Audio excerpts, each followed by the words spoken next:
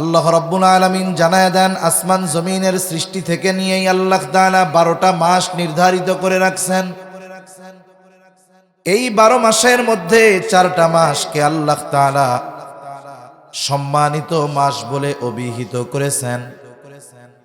সম্মানিত 4টি মাসের মধ্যে 3টি মাস হলো ধারাবাহিকভাবে যিলকাদ, যিলহজ আর হলো মুহররম, আর একটা হলো এই রজব মাস। এই 4টা মাস হলো সম্মানিত মাস। এখন বলতে পারেন, হুজুর তাইলে রমজান মাসের কি সম্মান টম্মান নাই? অবশ্যই রমজানের সম্মান আছে, কোনো সন্দেহ নাই। তবে শেষ জামানার উম্মতের জন্য এই মাসে রোজা ফরজ করে আল্লাহ তাআলা এই মাসকে স্পেশালিটি দিয়ে দিয়েছেন। তবে সৃষ্টির শুরু থেকে নিয়ে সব ধর্মের, সব গোত্রের, সব বর্ণের, সব নবীর উম্মতদের জন্য এই 4টা মাসকে আল্লাহ তাআলা সম্মানিত মাস বলে নির্ধারিত করেছে। এই 4 মাসের সম্মান এখনো আছে। স্পেশাল ভাবে আমাদের জন্য আরেকটা মাসও আল্লাহ তাআলা বাড়ায়া দিয়েছেন, সেটা হলো রমজান মাস। এই যে রজব মাস, এই মাসগুলোকে জাহেলিয়াতের সময়ও মানুষেরা সম্মান করত, যুদ্ধ বিগ্রহ এগুলো তারা বন্ধ রাখত। আসরা বিআবদিহি লাইলাম মিনাল মাসজিদিল হারাম من المسجد الحرام إلى المسجد الأقصى الذي باركنا حوله لنريه من آياتنا إنه هو السميع البصير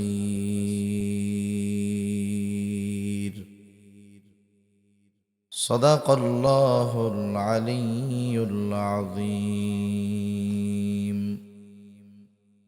اللهم صل على محمد وعلى آل محمد كما صليت على إبراهيم وعلى آل إبراهيم إنك حميد مجيد اللهم بارك على محمد وعلى آل محمد كما باركت على إبراهيم وعلى آل إبراهيم إنك حميد مجيد আমরা আল্লাহর মহব্বতে একটু জবান খুলে জিকির করি, লা ইলাহা ইল্লাল্লাহ।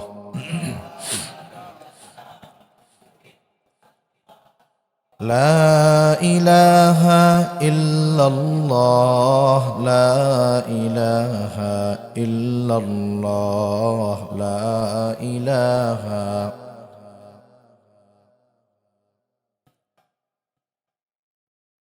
لا إله إلا الله محمد رسول الله صلى الله عليه وسلم।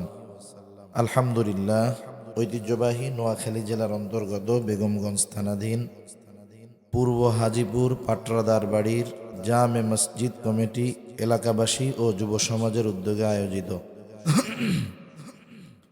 15তম বার্ষিক ওয়াজ মাহফিলের সম্মানিত শ্রদ্ধেয় সভাপতি, বিশিষ্ট ব্যবসায়ী, সমাজসেবক, ধর্মভীরু, শিক্ষা অনুরাগী আলহাজ বদরুল আলম চৌধুরী সাহেব, আমন্ত্রিত উলামায়ে কেরাম, সামনে উপস্থিত মুরব্বিয়ানে কেরাম, সমবয়সী যুবক বন্ধু, স্নেহের ছোট ভাই এবং পর্দার অন্তরালে অবস্থানরতা সম্মানিতা শ্রদ্ধেয়া মা ও বোন, দয়াময় আল্লাহ রব্বুল আলামিনের দরবারে অগণিত শুকর যে মহান মালিক আমাদের হায়াতে বরকত দিয়ে সুস্থ রেখে দীর্ঘ সময় পর্যন্ত বিজ্ঞ উলামায়ে কেরামের জবান থেকে বহুত গুরুত্বপূর্ণ কথা শ্রবণ করবার, আমাকেও আপনাদের খেদমতে কিছু দ্বীনি কথা পেশ করার সুযোগ যে মহান মালিক দান করেছেন, সে মহান মনিবকে খুশি করার জন্য মহব্বতের সাথে জবান খুলে অন্তর থেকে আমরা একবার কালিমাতুশ শুকর পাঠ করি, আলহামদুলিল্লাহ।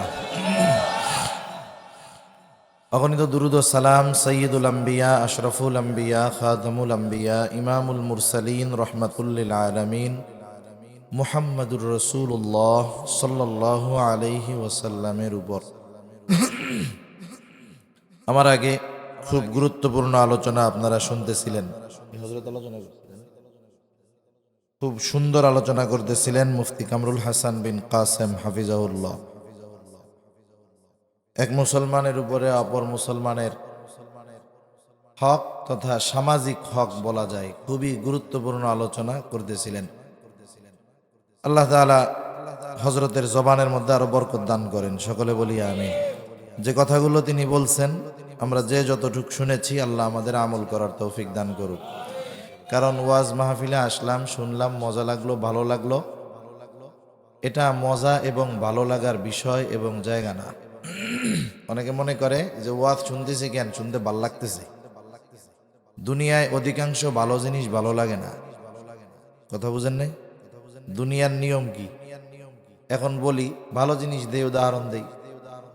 আসলে দুনিয়ায় ক্ষতিকারক জিনিস খাইতে মজা, মিষ্টি খাইতে মজা নাকি মজা না? মজা বেশি, কিন্তু এটার মধ্যে স্বাদ উপকার কম, এটাই বাস্তবতা। চিনি দিয়া কেউ যদি শরবত গুলায় খায় গরমের দিন মজা লাগে নাকি লাগে না? কিন্তু যদি করলা দিয়া করলার রস চিবায় খায়, বলেন তো মজা লাগে? কিন্তু উপকার কোনটাই বেশি কোন তো? করলার রসে উপকার বেশি, কিন্তু চিনির রস খাইতে মজা বেশি। আমরা শুধু মজা খুঁজি, যে ভালো লাগলো কিনা, ভালো লাগলো কিনা, অমুক ওয়াজ করছে খুব ভালো লাগছে, কিন্তু এর দ্বারা আমি কি উপকৃত হলাম বা আমি কি উপকার লাভ করলাম এটা আমরা দেখি কম।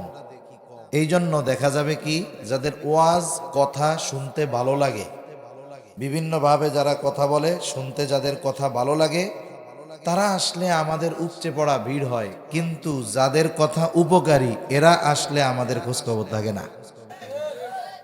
মনে করেন এই বৃহত্তর নোয়াখালী অঞ্চল, এই নোয়াখালীর মানুষ গোটা দেশে দিন শিক্ষার পিছনে নোয়াখালীর মানুষের অবদান আছে। আমাদের অঞ্চলে এখনো আছে। আমরাও পড়ছি এক কারি সাহেবের কাছে, আলিফ বাতাসা, এর বাড়িও নোয়াখালী। ওই লোক হিজরত করে ওই এলাকায় গেছে, বিবাহ শাদী ওই জায়গায় করছে, হায়াত পার করে দিয়েছে ওই জায়গায়, তার বংশের সন্তানেরা এখন ওইখানে বড় হইতেছে। এইরকম আমাদের অঞ্চলে আমার জানাশোনা অনেক নোয়াখালীর হুজুররা গেছে। ওনাদেরকে আগে বলা হয়তো মুন্সি, কি কয়া হয়তো মুন্সি। এখন তো মুন্সি কয়ে গালি দেয়। মুন্সি কইলে মনে করে কি গালি। মুন্সি কারে বলে জানেন? শিক্ষিত যারা তাদেরকে মুন্সি বলা হইতো। তা এই নোয়াখালীর মানুষ সারা দেশে মানুষকে দিন শিক্ষার ব্যাপারে মেহনত করছে, যাদের মাধ্যমে প্রত্যন্ত অঞ্চলের মানুষ কোরআন পড়া শিখছে, যাদের মাধ্যমে মানুষ নামাজ পড়া শিখছে, দ্বীনের পথে চলা শিখছে, আপনারা হলেন সেই নোয়াখালীর মানুষ। এই নোয়াখালীতে বিজ্ঞ বুজুর্গ ওলামা একরামের অভাব আছে, জোরে বলেন অভাব আছে। জাননেওয়ালা আলেমের অভাব আছে। এখন বিষয় হলো, তাইলে এই হুজুরের যদি দাওয়াত দেন আপনাদের নোয়াখালীর ওই হুজুর, আর দেখবেন যে লোকজন নাই, কবে এটা আঙ্গ হুজুর। কি বলবে? এটা আঙ্গ হুজুর। কিন্তু আঙ্গ হুজুরের কথা মজা না লাগলেও উপকার বেশি না কম? জোরে বলেন বেশি না কম? এজন্য মাহফিলগুলোতে আমরা উপকৃত হওয়ার জন্য আসব। আমাদের নিয়ত হবে আমরা মাহফিলে আসব কেন? উপকৃত হওয়ার জন্য, উপকার লাভ করার জন্য। কোন বিষয়ের উপকার? ঈমান আমলের উপকার, ঈমান আমলের উপকার। এই জন্য আমাদের দেশের পরিস্থিতি হলো, আমরা ওয়াজ মাহফিল করি, শুনি, হয় অনেক, ওয়াজ শুনতেও ভালো লাগে, মানুষেও শুনে, কিন্তু ওয়াজের উপরে আমল হয় কম। কারণ আমরা আসি কেন? শুনতে ভালো লাগে কিনা এইটা যাচাই বাছাই করার জন্য। যদি আমি চিন্তা করতাম যে এই দুনিয়ার জমিনে, দুনিয়ার জগতে চলতে আমার কোন কোন বিষয়ের কমতি আছে, আমি আমার এই কমতি বিষয়গুলোর কিছু অংশ এই মাহফিল থেকে গ্রহণ করে আমার এই কমতিগুলোর কিছু অংশ হলেও পূর্ণ করব। যদি আমলের ত্রুটি থাকে, কিছু আমল নতুন করে যোগ করব। ঈমানের যদি ত্রুটি থাকে, তাহলে ঈমানদীপ্ত কথাগুলো শুনে আমি আমার ঈমানের দুর্বলতাকে দূর করব। এই নিয়তে যদি আমরা মাহফিলে আসতাম, আমরা যদি বলতাম, আয়োজক যদি আয়োজন করত, এই 3 শ্রেণীর উদ্দেশ্য যদি ঠিক থাকতো, প্রত্যেকটা মাহফিল থেকে যতটুকু উপকার হচ্ছে তার চাইতে উপকার আরো বহুগুণ বেড়ে যাইত। ঠিক কিনা বলেন? প্রত্যেকটা জিনিসের ভালো জিনিস যেই জিনিসগুলোর মাধ্যমে উপকার হয়, একেবারে নিম্ন স্তরের উপকার অথবা সর্বোচ্চ স্তরের উপকার, কোনো ভালো কাজ উপকার শূন্য নয়, কমপক্ষে কিছু না কিছু উপকার আছে। এই মাহফিলগুলোর মধ্যে বসলে সবচাইতে কম উপকার কি? সবচাইতে কম উপকার হইল, হাদিসের মধ্যে আসছে, এখানে এসে বসলে আল্লাহ তাআলা সগীরা গুনাহগুলো মাফ করে দেয়। সুবহানাল্লাহ। এই দ্বীনি মজলিসের এমন একটা ফজিলত যে এখানে কেউ যদি নিয়ত করে এসে বসে যে আমি কথা শুনবো, আমল করব, আল্লাহর কাছে মাপ চাইবো, জাহান্নাম থেকে মুক্তি চাইবো, আল্লাহর কাছে জান্নাত চাইবো, এইসব নিয়ত করে যদি কেউ বসে, তার গুনাহও যেমন মাফ হয়, আর এই নিয়ত করে যেই মানুষগুলো আসে তাদের সাথে এমনিতে যারা আইসা বসে, এমনিতে নিয়ত ছাড়া চিন্তা করতেছে, কাম কাজ নাই, দেখি হুজুরের কি বলে একটু বৈশা টৈশা শুনা যায়, নিয়ত নাই, নিয়ত অন্য, এমনেই বসছে, এই যে নিয়ত করনেওয়ালাদের সাথে ওই নিয়তবিহীন লোকগুলো যখন দ্বীনি মজলিসে বসে, এদের সম্মানার্থে ওই নিয়তবিহীন লোকগুলোর সগীরা গুনাহ আল্লাহ মাফ করে দেয়। সুবহানাল্লাহ। এটা একেবারে সর্বনিম্ন লাভ। আরেকটা লাভ পাওয়া যাবে কিয়ামতের দিন। সূরা জিলজালের তাফসীরের মধ্যে আসছে, কিয়ামতের দিন এই জমিন আমার আপনার কর্মের ব্যাপারে আল্লাহর কাছে সাক্ষী দিবে। জমিন বলবে যে আল্লাহ, আমার উপরে বসে এই লোকটা এই কাজ করছে, আমার উপরে দাঁড়িয়ে এই লোকটা এই কাজ করছে। হয়তো কিয়ামতের দিন এই জায়গার জমিনটা, যারা আমরা এখানে আছি, আমাদের ব্যাপারে আল্লাহর কাছে বলতে পারে যে আল্লাহ, এই লোকটা তো দুনিয়ায় অমুক দিন অমুক ওই সময় থেকে এই সময় আমার উপরে অবস্থান করে কিছু দ্বীনি মুজাকারা করছে, দ্বীনি আলোচনা করছে। আল্লাহ তাআলা চাইলে এই ছোট্ট বিষয়টা, যেটাকে আমরা কিছুই মনে করতেছি না, এই বিষয়টা আমাদের নাজাতের কারণ হতে পারে কি পারে না? পারে। এজন্য দ্বীনি মজলিসগুলোর মধ্যে আমরা বসবো, আমলের নিয়তে বসবো, আমলের নিয়তে বসবো, নিয়তটা ঠিক রাখবো। আমল করতে পারি আর না পারি, নিয়ত ঠিক রেখে যদি ইচ্ছা করে যদি আমি বসি, ইনশাআল্লাহ এক সময় নিয়তের আলোকে আমার জন্য ওই কর্ম করাটা সহজ করে দিবেন কে? আল্লাহ সহজ করে দিবে। আল্লাহ সুবহানাহু ওয়া তাআলা এই মাহফিল আয়োজন, বলনেওয়ালা, শ্রবণ করনেওয়ালা সবাইকে আল্লাহ কবুল করুক। সকলে বলি আমিন।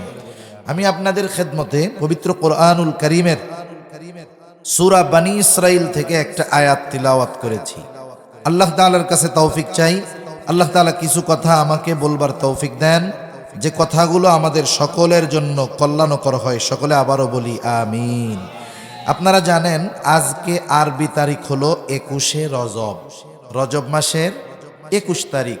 আল্লাহ সুবহানাহু ওয়া তাআলা সৃষ্টির শুরু থেকে নিয়ে এক বছরে 12 মাস, আল্লাহ তাআলা এই বছরে যে 12টা মাস হবে, এটা সৃষ্টির শুরু থেকে নিয়ে 12টা মাস আল্লাহ নির্ধারিত করে রাখছেন। সুবহানাল্লাহ। আল্লাহ তাআলা কোরআনুল কারীমের মধ্যে বলেন, ইন্না ইদ্দাতাশ শুহুরি ইনদাল্লাহি 12 শাহরান ফি কিতাবিল্লাহ ইয়াওমা খালাকাস সামাওয়াতি ওয়াল আরদা মিনহা আরবাআতুন হুরুম। আল্লাহ রাব্বুল আলামিন জানায় দেন, আসমান জমিনের সৃষ্টি থেকে নিয়েই আল্লাহ তাআলা 12টা মাস নির্ধারিত করে রাখছেন। এই 12 মাসের মধ্যে 4টা মাসকে আল্লাহ তাআলা সম্মানিত মাস বলে অভিহিত করেছেন। সম্মানিত 4টি মাসের মধ্যে 3টি মাস হলো ধারাবাহিকভাবে যিলকাদ, যিলহজ আর হলো মুহররম, আর একটা হলো এই রজব মাস। এই 4টা মাস হলো সম্মানিত মাস। এখন বলতে পারেন, হুজুর তাইলে রমজান মাসের কি সম্মান টম্মান নাই? অবশ্যই রমজানের সম্মান আছে, কোনো সন্দেহ নাই। তবে শেষ জামানার উম্মতের জন্য এই মাসে রোজা ফরজ করে আল্লাহ তাআলা এই মাসকে স্পেশালিটি দিয়ে দিয়েছেন। তবে সৃষ্টির শুরু থেকে নিয়ে সব ধর্মের, সব গোত্রের, সব বর্ণের সব নবীর উম্মতদের জন্য এই 4টা মাসকে আল্লাহ তাআলা সম্মানিত মাস বলে নির্ধারিত করেছে। এই 4 মাসের সম্মান এখনো আছে। স্পেশাল ভাবে আমাদের জন্য আরেকটা মাসও আল্লাহ তাআলা বাড়ায়া দিয়েছেন, সেটা হলো রমজান মাস। এই যে রজব মাস, এই মাসগুলোকে জাহেলিয়াতের সময়ও মানুষেরা সম্মান করত, যুদ্ধ বিগ্রহ এগুলো তারা বন্ধ রাখত। এই রজব মাস, এই মাসের সম্পর্কে প্রসিদ্ধ আছে যে এই মাসেই নবীজির মেরাজ সংগঠিত হয়েছে। প্রথমে আমাকে আপনাকে বুঝতে হবে, সব প্রসিদ্ধ বিষয় বিশুদ্ধ হয় না। একটা বিষয় প্রসিদ্ধ হলেই সেটা কি হয় না? বিশুদ্ধ হয় না। ইবনে কাসির রাহমাতুল্লাহি আলাইহি ব্যাপক আলোচনা করেছেন এই মেরাজের ব্যাপারে, যে আসলেই কি এটা রজব মাসে হয়েছে নাকি। উনি অনেকগুলা বর্ণনা আনছেন। এর মধ্যে কোনটার মধ্যে আসছে নবুয়াতির 6ষ্ঠ বছর মেরাজ হয়েছে, কোনটার মধ্যে আসছে মেরাজ হয়েছে এই জিলকাদ মাসের 12 তারিখে, 27 তারিখে। এইরকম আরেকটার মধ্যে আসছে মেরাজ হয়েছে রবিউস সানির 27 তারিখে। এরকম অনেকগুলো বর্ণনা, অনেকগুলো মত উনি আনছেন। কিন্তু রজব মাসের ব্যাপারেও মত আছে। তবে 27 তারিখ যে রজবের 27 তারিখ যে মেরাজ হয়েছে, এ ব্যাপারে সুস্পষ্ট কোনো বর্ণনা পাওয়া যায় না। তবে মেরাজ যে হইছে এ ব্যাপারে কোনো সন্দেহ আছে? তারিখ যদি কেউ না জানে কোনো অসুবিধা নেই, কিন্তু মেরাজ হইছে এটা যদি কেউ অবিশ্বাস করে, মসজিদুল হারাম থেকে মসজিদুল আকসায় নবীজির রাত্রকালীন ভ্রমণ হয়েছে এটা যদি কেউ অস্বীকার করে, তাহলে তার ঈমানই থাকবে না। এজন্য মেরাজের ব্যাপারে আমাদের আকীদা, বিশ্বাস কি হবে? আমাদের এই সমাজের অনেক আধুনিক মুসলমান, মডারেট মুসলমান, যারা মডারেট মুসলমান কাকে বলে জানেন নাকি? মডারেট মুসলমান কারে বলে জানেন? জানেন না? ও শয়তানরেও খুশি রাখতে চায়, আল্লাহরেও খুশি রাখতে চায়। বুঝেন নাই? এমন কাম করবে যাতে শয়তানও খুশি হয় আবার আল্লাহও খুশি হয়। এখন বলেন তো, নদীর মধ্যে একজন যদি 2 নৌকায় পা দেয়, সুন্দর মতো 2 নৌকার সাথে তার পা বেঁধে দেওয়া হয়, 2 নৌকার গন্তব্য যদি 2 দিক হয়, যাত্রীর অবস্থা কি হবে? একটু কন্যা আমারে, যদি নৌকা আরো ইঞ্জিন শক্তিশালী হয়, চিরা 2 ভাগ করে ফেলবে। এই জন্য মডারেট মুসলমানের অবস্থা হলো ওইরকম, যে শয়তানও যেন বেজার না হয়, আল্লাহও যেন বেজার না হয়। এরকম কিছু আধুনিক মডারেট মুসলমান আছে। এরা করবে কি? এরা বলে যে মেরাজ হয়েছে স্বপ্ন যোগে। এটা কি সম্ভব যে নবীজি সপ্ত আকাশ পাড়ি দিয়ে আরশে আজিমে গিয়ে আল্লাহ তাআলার সাথে কথাবার্তা বলছে? এটা কি সম্ভব নাকি? বলেন তো, আল্লাহ চাইলে এটা কি সম্ভব?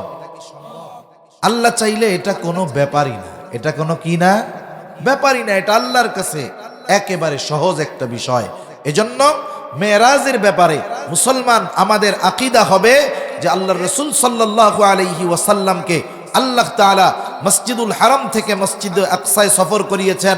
ওখান থেকে আল্লাহ সুবহানাহু ওয়া তাআলা আমার আপনার নবীকে সপ্ত আকাশ পাড়ি দিয়ে আরশে আজিম পর্যন্ত পৌঁছায়া দিয়েছেন। এবং মেরাজ সম্পর্কে যতগুলো হাদিস আসছে সব মুতাওয়াতির হাদিস। ইবনে কাসির রাহমাতুল্লাহি আলাইহি 25 জন সাহাবীর নাম উল্লেখ করেছেন যাদের থেকে মেরাজের হাদিস বর্ণনা হয়েছে। সুবহানাল্লাহ। সেজন্য ইসরা মেরাজ যারা অস্বীকার করবে, এদের ঈমানের 12টা বাইজা যাবে। এখন আসেন, মেরাজ তাইলে হইল কোন বছর? যেই মতটা বেশি প্রসিদ্ধ সেটা হলো যেই বছর আবু তালেব ও খাদিজাতুল কুবরা রাদিয়াল্লাহু তাআলা আনহা একই বছরে 2 জন দুনিয়া থেকে বিদায় নিয়ে গেছে। নবীজি দ্বীনি কাজে বাহিরে যদি কোনো বাধার সম্মুখীন হতেন, আবু তালেব নবীজির সামনে আইসা দাঁড়ায়া যাইতেন।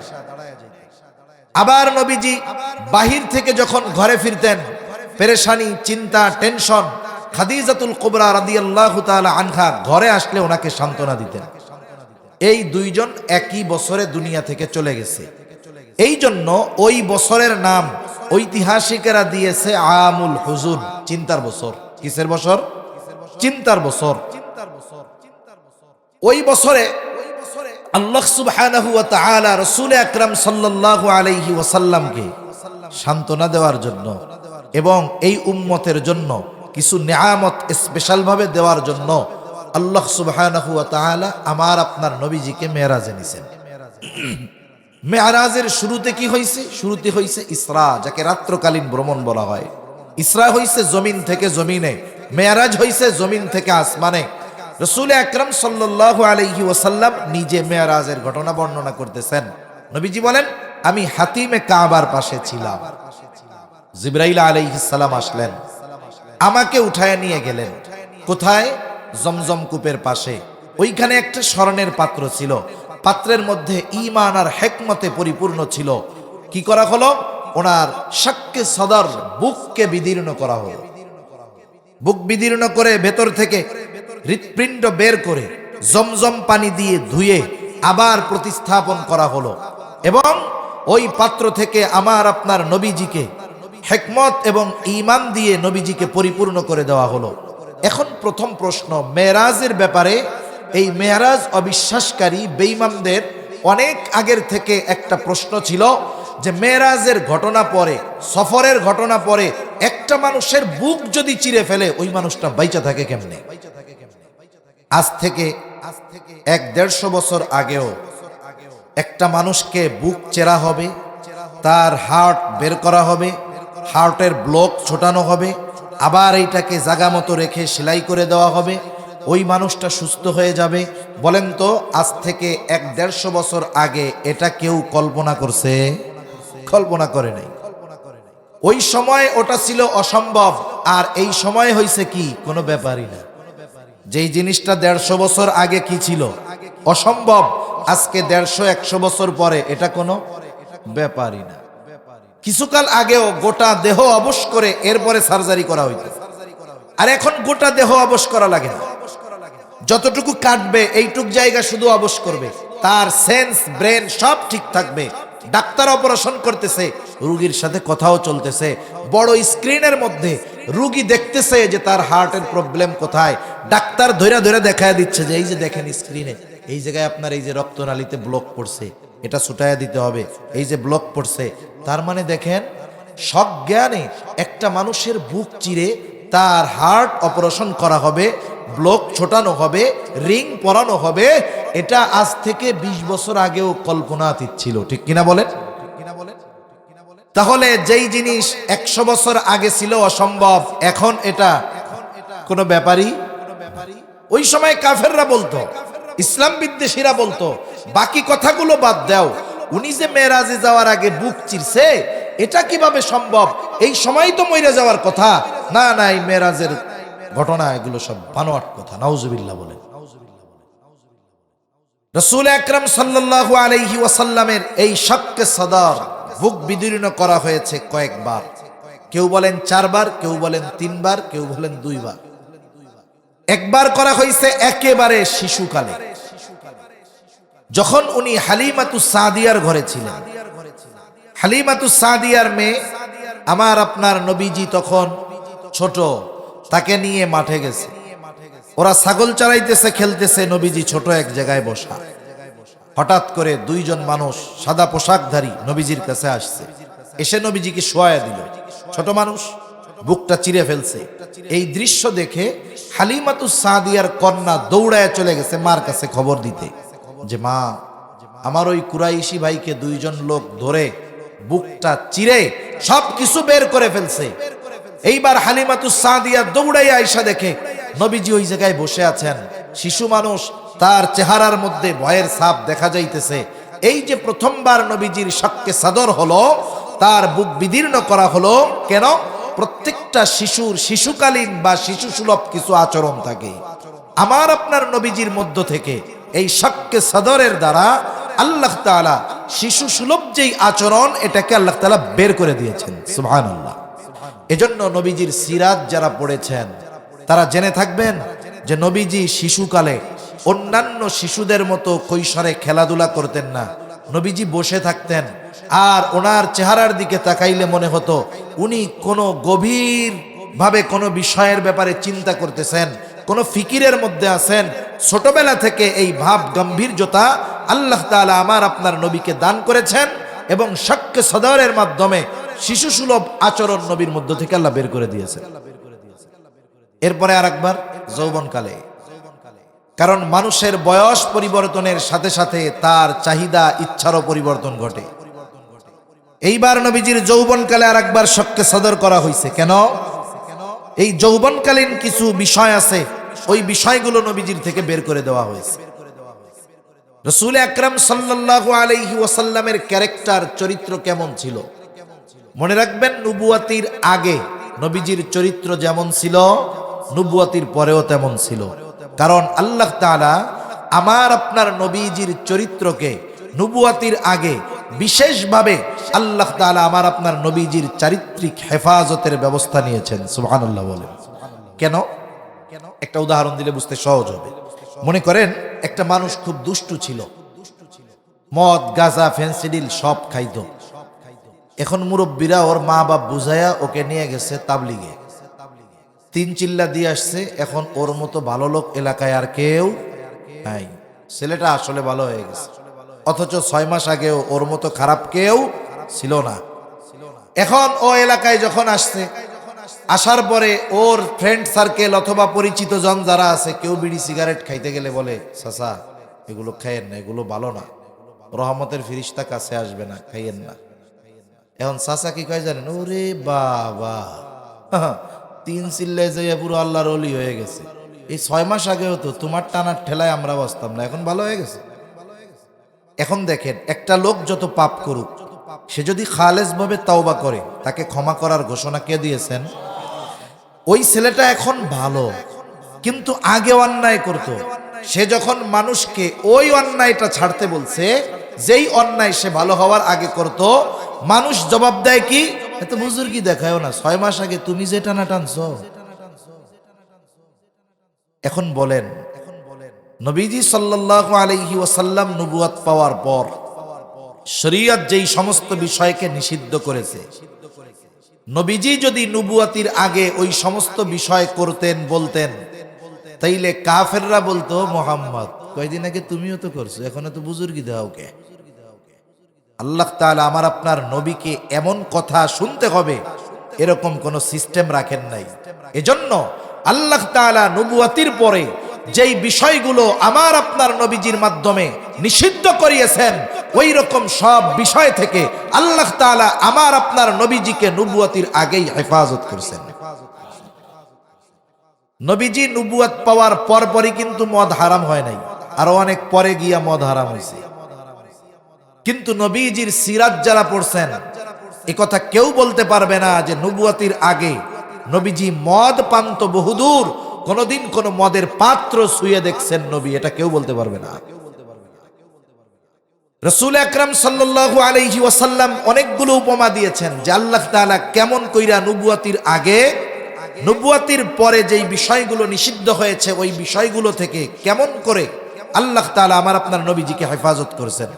নবীজি বলেন, একেবারে শৈশবকালে, তখন ওনার মনে আছে যৌবনের প্রারম্ভে শৈশবকালে এক বাড়িতে বিবাহ অনুষ্ঠানে যাবে। সবাই গেছে ওই বাড়িতে বিবাহ অনুষ্ঠানে। বিবাহ অনুষ্ঠানের মধ্যে গান বাদ্য নাচানাচি হবে। আপনাদের সমাজে, আপনাদের এলাকায় বিবাহ অনুষ্ঠানে গান বাদ্য এগুলো হয় নাকি? নোয়াখালীতেও হয়, তাই না? এগুলো জাহেলিয়াতের কাজ কাম। এগুলো কাদের কাজ কাম বলেন? এগুলো মুসলমানদের বিবাহে হইতে পারে না। যদি সে মুসলমান হয়, তাদের বিবাহে কোনো নাচ গান হতে পারে। এখন ওই সময় নবীজি গেছেন, সবাই ধরে নিয়ে গেছে বালক মুহাম্মদ। এখন নাচ গান শুরু হবে, সবাই বলতেছে, এই মুহাম্মদ আসো আসো আসো, এখনই শুরু হয়ে যাবে নাচ গান। নবীজি বলেন, ওরা যখন গান শোনার, গান গাওয়ার প্রস্তুতি নিচ্ছে, এই মুহূর্তে আমার 2 চোখ জুড়ে এমন ঘুম আসছে, আমি আর দাঁড়ায় থাকতে পারতেছিলাম না। সবাই গান শুনতে চলে গেছে, আমি ওই বাড়ির এক কোনায় গিয়ে শুয়ে পড়ছি, ঘুমায় গেছি। এত গভীর ঘুম, সারা রাত আমার ঘুম ভাঙে নাই। সকালবেলায় সূর্যের আলো আমার চোখে যখন পড়ছে, তখন আমার ঘুম ভাঙছে। মূল বিষয়টা কি? আল্লাহ তাআলা চান নাই যে যাকে দিয়ে তিনি বিশ্ব মানবতার আদর্শ বানাবেন, যাকে, সে তার এই শৈশবকালে গানের অনুষ্ঠানে অংশগ্রহণ করবে। আল্লাহ সেটা চান নাই, হেফাজত করছেন। এরপরে যখন কাবা ঘরের একবার সংস্কার হইতেছে, কাবা ঘরের সংস্কার করতেছে কুরাইশরা, মসজিদের কাজ এতে অংশগ্রহণ করতে পারাই তো ফজিলতের কাজ, ঠিক কিনা বলেন? আর সেই মসজিদটা যদি বাইতুল্লাহ হয়, মসজিদুল হারাম হয়, কাবা ঘর হয়, এর চাইতে বড় ফজিলতের আর কিছু আছে নাকি? কুরাইশ কাফেররা চিন্তা করতেছে, যেই জামা গায়ে দিয়ে চুরি করি, যেই জামা গায়ে দিয়ে মিথ্যা কথা বলি, এই সময় কাজ করা যাবে না। কি করতে হবে? বলে সবাই পোশাক খুইলা এই কাজ করা শুরু কর। সবাই পোশাক খুলে মানে বিবস্ত্র হয়ে এই বরকতময় কাজ করবে তারা। কারণ যেই পোশাক পইরা গোনা করে, ওই পোশাক পইরা কি আল্লাহর ঘর নির্মাণে অংশগ্রহণ করা যায়? এটা গোনার কাজ হবে না?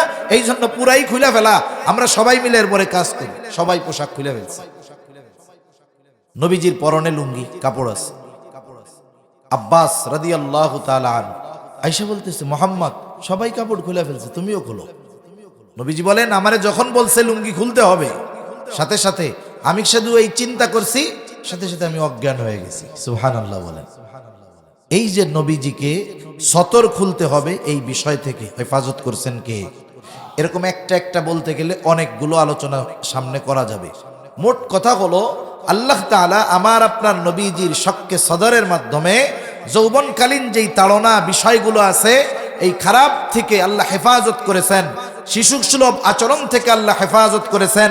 এখন এই মেরাজের সফর শুরুর আগে নবীজির এই শক্কে সদর কেন করলেন? কারণ কি? কারণ দুনিয়ার আবহাওয়া, দুনিয়ার পরিবেশ আর মহাকাশের পরিবেশ এক নয়। এই দুনিয়াতে যদি কারো কোটি কোটি ডলার থাকে, সে মন চাইলেই মহাকাশে চলে যেতে পারবে না। এটা এমন না যে আপনার টাকা আছে, সৌদি এম্বাসিতে ভিসা জমা দিলেন, ভিসা আসলো, টাকা আছে, টিকিট কাটলেন, ভিসার মেয়াদ যতদিন আছে আপনি যতবার খুশি মদিনায় মক্কায় গেলেন, ওমরা করলেন, ফিরে আসলেন। বিষয়টা এমন না। আপনার টাকা আছে, আপনি যদি মহাকাশে যেতে চান আগে অ্যাপ্লাই করতে হবে, এরপরে নির্ধারিত টাকা জমা দিতে হবে, এরপরে তারা আপনাকে নিয়ে যাবে। কারণ দুনিয়ার আবহাওয়া আর মহাকাশের আবহাওয়া এক নয়। মহাকাশে সব কিছু স্থির থাকে। এটাকে যদি এখানে সাইডা দেয়, এটা এই জায়গায় থাকবে, একটুও নড়বে না। এখন আপনি এইখানে চলাচল যেমনে করেন, ওইখানে তেমনে পারবেন না। 1 বছর 2 বছর আপনাকে ট্রেনিং দেওয়ার পর এরপরে আপনাকে মহাকাশে পাঠাবে। নবীজির সফর হবে সপ্ত আকাশ পাড়ি দিয়ে আর সে আজিম পর্যন্ত। এই লম্বা সফরের জন্য নবীকে বিশেষভাবে প্রস্তুত করার দরকার ছিল কি ছিল না? এজন্য আল্লাহ তাআলা আমার আপনার নবীজির অন্তরকে ঈমান হিকমত দিয়ে ভরপুর করে, ঈমানি নূর দিয়ে ভরপুর করে বিশেষ প্রসেসের মাধ্যমে সপ্ত আকাশ সফরের উপযোগী করে তুলছেন আল্লাহ তাআলা। এরপরে সফর শুরু হইল। সফর শুরু হবে কোথায়? সফর হবে মসজিদুল হারাম থেকে মসজিদুল আকসা। এটা প্রথম সফর। নিয়ে আসা হইল বোরাক, বাহন হলো বোরাক। দুনিয়ার সফরের বাহন হলো বোরাক। এখন বোরাক কারে বলে? এই রোডে মোডে কিছু বাস চলে, বোরাক পরিবহন, ওইগুলা নাকি আবার? এইটি না। এখন বোরাক কাকে বলে? কিছুকাল আগেও আমরা পোস্টারের মধ্যে দেখতাম অনেক জায়গায়, একটা সাদা ঘোড়া, তার 2টা বড় পাখনা আছে, মাথার এই জায়গায় মানুষের মতো, এটা লেখা দেয়, এটা হলো বোরাক। নাউজুবিল্লাহ। বোরাক কেমন ছিল? হাদিসের বর্ণনা অনুযায়ী বোরাক হলো গাধার চেয়ে বড়, ঘোড়া বা খচ্চরের চাইতে ছোট। গাধার চেয়ে বড়, ঘোড়া বা খচ্চরের চাইতে ছোট। এই বোরাকের গতি কেমন ছিল? বলে বোরাকের গতি হলো দৃষ্টিসীমার শেষ প্রান্তে, এক এক ধাপে দৃষ্টিসীমার শেষ পর্যন্ত বোরাক অতিক্রম করতে সক্ষম ছিল। সুবহানাল্লাহ বলে। এইরকম দ্রুতগামী একটা বাহন নবীজির জন্য নির্ধারিত করা হইল। নবীজি এবার উঠলেন, সফর শুরু হবে। সেই কথাই আল্লাহ তাআলা বলেন, সুবহানাল্লাযী আসরা বিআবদিহি লাইলাম মিনাল মাসজিদিল হারাম ইলাল মাসজিদিল আকসাল্লাযী বারাকনা হাওলাহু লিনুরিয়াহু মিন আয়াতিনা। পবিত্র মহিমান্বিত তিনি, যিনি তার বান্দাকে রাত্রের কিছু অংশে মসজিদুল হারাম থেকে মসজিদুল আকসা পর্যন্ত ভ্রমণ করিয়েছেন। কেন? লিনুরিয়াহু মিন আয়াতিনা, তার নিদর্শন সমূহ তাকে দেখানোর জন্য। সাথে সাথে ভ্রমণটা কোথায় হবে? মসজিদুল আকসা পর্যন্ত। মসজিদুল আকসার ব্যাপারে আল্লাহ তাআলা বলেন যে এই মসজিদুল আকসা আল্লাযী বারাকনা হাওলাহু, ওই মসজিদুল আকসার চতুর্পাশকে আল্লাহ তাআলা বরকতময় করেছে। যেহেতু মেরাজের সফরের সাথে মসজিদুল আকসার একটা সম্পৃক্ততা রয়েছে, আর আজকের এই দুনিয়ায় জালেম ইসরাইল ইহুদিরা গাজার ফিলিস্তিনের মাজলুম মুসলমানদের উপরে জুলুম করার যতগুলো কারণ, এর মধ্যে অন্যতম একটি কারণ এই মসজিদুল আকসা তথা বাইতুল মুকাদ্দাসের পূর্ণ নিয়ন্ত্রণ তারা নিজেদের হাতে নিতে চায়। কারণটা কি? কেন এরা মসজিদুল আকসার পূর্ণ নিয়ন্ত্রণ চায়? কারণ এদের একটা ভ্রান্ত বিশ্বাস আছে, বর্তমান সময়ের মসজিদুল আকসা যেটা, এটা নাকি সুলাইমানি অবকাঠামোতে নির্মিত নয়। ওদের বিশ্বাস হইল যে ওই মসজিদটাকে ভেঙে থার্ড টেম্পল তথা সুলাইমানি আকৃতিতে যখন নতুন করে একটা স্থাপনা করা হবে, উপাসনালয় করা হবে, আর ওদের বিশ্বাস অনুযায়ী ওদের মুক্তিদাতা মাসিহে দাজ্জালের তখন আগমন ঘটবে। এটা ওদের বিশ্বাস। এখন মসজিদুল আকসা বলতে কি বুঝি? আমরা বলি বাইতুল মুকাদ্দাস, আবার মসজিদুল আকসা, এগুলো সব একই জিনিস। বাইতুল মুকাদ্দাস এরিয়ার ভিতরেই মসজিদুল আকসা, বাইতুল মুকাদ্দাস এরিয়ার ভিতরেই কি মসজিদুল আকসা। আমাদেরকে মসজিদে আকসা হিসাবে দেখানো হয়, দেখবেন বড় সোনালী একটা গম্বুজ, এরকম চার কোণার একটা ঘরের মতো। এটা মূলত মূল মসজিদে আকসা নয়, মূল মসজিদটা নয়, এটাকে বলা হয় ডোম অফ রক। এখন বিশ্ব মিডিয়া এটাকে বেশি বেশি দেখায়, কারণ কি? মূল মসজিদে আকসা আমাদেরকে দেখানো হয় কম। সমাজের অনেক মুসলমান এখনো জানে না যে ওইখানে মূল মসজিদটা কোনটা, যেটাকে কেন্দ্র করে এত আলোচনা এত সমালোচনা, সেটা কোনটা, এটা অনেক মুসলমানের সন্তান জানে না। তাদের উদ্দেশ্য হলো বারবার ওই ডোম অফ রক আমাদেরকে দেখায়া মূল স্থাপনা থেকে আমাদের নজর সরায়া যেমনে হোক ষড়যন্ত্র চক্রান্ত করে মূল ওই মসজিদে আকসাকে ভেঙে ওই জায়গায় থার্ড টেম্পল নির্মাণ করা। এটা হলো তাদের মূল উদ্দেশ্য। ওইখান থেকে আমাদের নজর তারা সরায়া দিতে চায়। মূল মসজিদ হলো কোনটা? বাইতুল মুকাদ্দাসের যেই এরিয়া, দেখবেন চার কোণা দিয়ে দেওয়াল দিয়ে ঘেরা আছে, উঁচু দেওয়াল দিয়ে। ওর ভেতরে অনেকগুলো স্থাপনা আছে, অনেকগুলো মসজিদ আছে। এই মসজিদগুলোর মধ্যে এক পাশে খেয়াল করলে দেখা যাবে ধূসর বর্ণের একটা গম্বুজ, একটা মসজিদ। এটাই মূলত মূল মসজিদে আকসা। এই মসজিদ আগে অনেক সুন্দর ছিল। দ্বিতীয় বিশ্বযুদ্ধের সময় ব্রিটিশরা ওর সাথে লাগোয়া যত স্বর্ণ ছিল সব নিয়ে গেছে। এরপরে ইহুদিরা বারবার এটার উপরে আক্রমণ করে ক্ষতিগ্রস্ত করেছে। ওটাই মূল মসজিদে আকসা। ওটা ওরা ভেঙে ফেলতে চায়, গুজব রটিয়ে গুজব উঠিয়ে যে এটা ভাঙলে ওখানে থার্ড টেম্পল বানাইলে মসিহে দাজ্জালের আগমন ঘটবে। আমরা সংখ্যায় যত কম হই না কেন, এই দাজ্জালের মাধ্যমে ইহুদিরা গোটা পৃথিবীর নিয়ন্ত্রণ তাদের হাতে নিয়ে নিবে। এটা তাদের মূল উদ্দেশ্য। এই যে দেখেন না, সম্প্রতি সময়ে বাবরি মসজিদ ভেঙে রাম মন্দির বানাইছে। গত মাসের 22 তারিখ রাম মন্দির উদ্বোধন করছে, যেইখানে 500 বছর মসজিদ ছিল। কত বছর? সুলতান সম্রাট জহিরুদ্দিন বাবর, মোগল সম্রাট জহিরুদ্দিন বাবর মসজিদ বানাইছে, নাম হয়েছে বাবরি মসজিদ। 500 বছর আজান হয়েছে, ইকামত হয়েছে, নামাজ হয়েছে, সব হয়েছে। হঠাৎ করে দেশ ভাগের পরে একদল কথা উঠাইছে, গুজব উঠাইছে যে এই মসজিদের নিচে একটা মন্দির ছিল, রাম মন্দির। এই গুজবকে কানে দিয়ে উগ্রবাদী যারা আছে ওদের কথাকে আমলে নিয়ে এক সময় ওই দেশের হাইকোর্ট, ওই দেশের সুপ্রিম কোর্ট ওদের পক্ষে রায় দিয়ে মসজিদ ভেঙে ওই জায়গায় রাম মন্দির নির্মাণের ব্যবস্থা করছে। মুসলমান এবং ইসলাম ন্যায় বিচার পায় নাই, ওখানে অবিচার হয়েছে। আসলে মন্দির টন্দির কিছুই ছিল না। মূলত ওরা চায় ভারতবর্ষ থেকে মুসলমানদের স্থাপনা, মুসলিমদের নাম নিশানা উঠিয়ে দিয়ে ওই ভারত থেকে পরিপূর্ণ ইসলাম এবং মুসলমানদের নির্মূল করাই তাদের মূল উদ্দেশ্য। ঠিক কিনা বলেন? বানায় ফেললো রাম মন্দির। এই যে আজকেও আমি একটা খবর দেখলাম আসার সময়, আপনারা কেউ পড়ছেন কিনা জানি না, আমার মনে পড়ছে তাই আপনাদের শোনাই। দেখেন, ভারতের জ্ঞানপাপী মসজিদের একটি অংশে পূজা শুরু।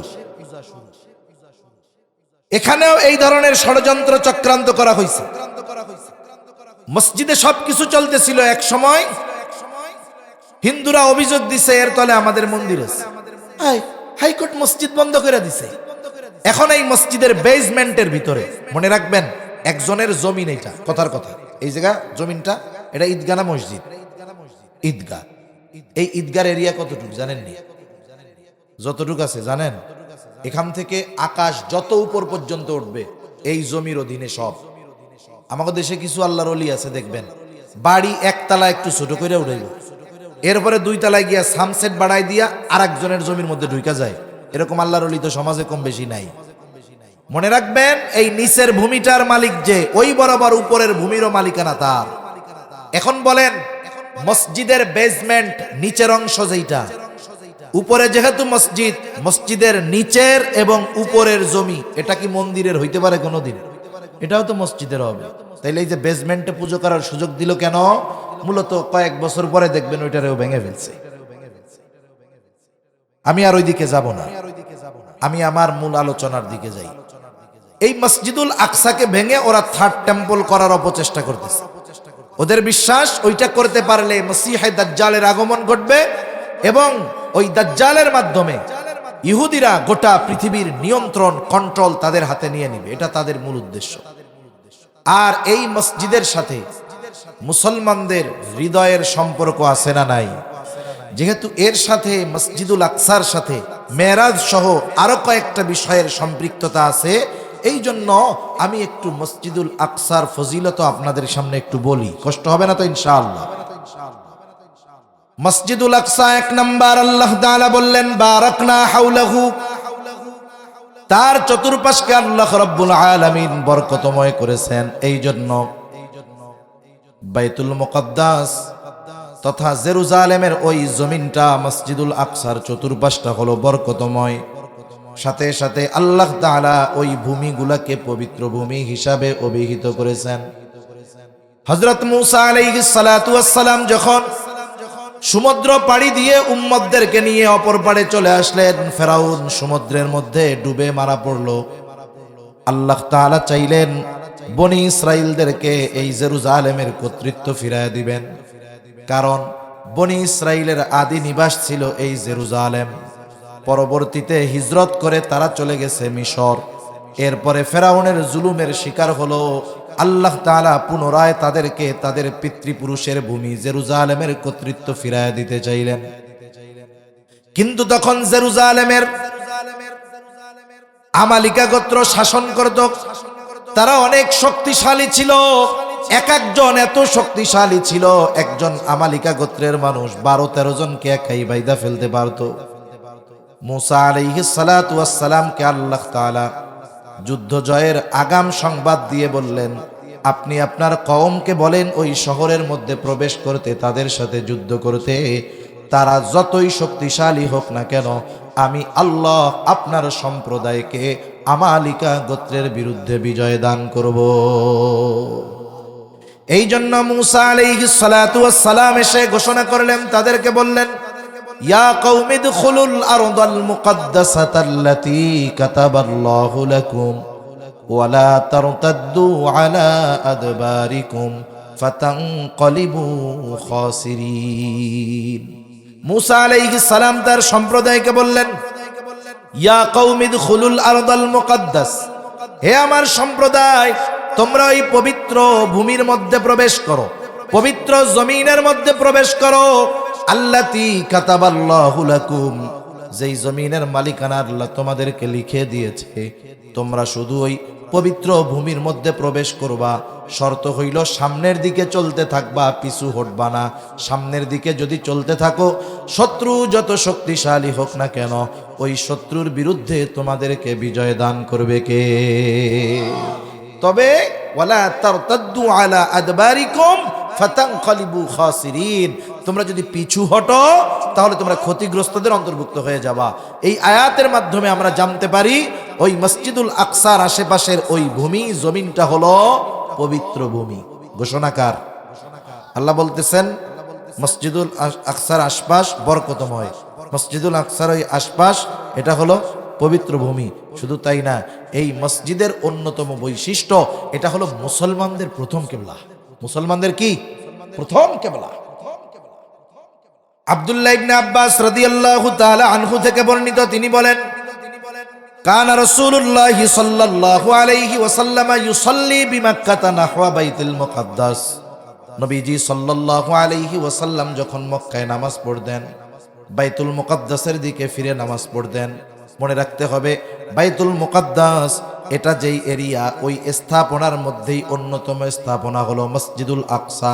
একই কথা, আল্লাহ রাসূল সাল্লাল্লাহু আলাইহি ওয়াসাল্লাম বাইতুল মুকাদ্দাসের দিকে ফিরে নামাজ পড়তেন। ওয়াল কাবাতু বাইনা ইয়াদাইহি, নবীজি বাইতুল মুকাদ্দাস ছিল মক্কা থেকে উত্তরের দিকে।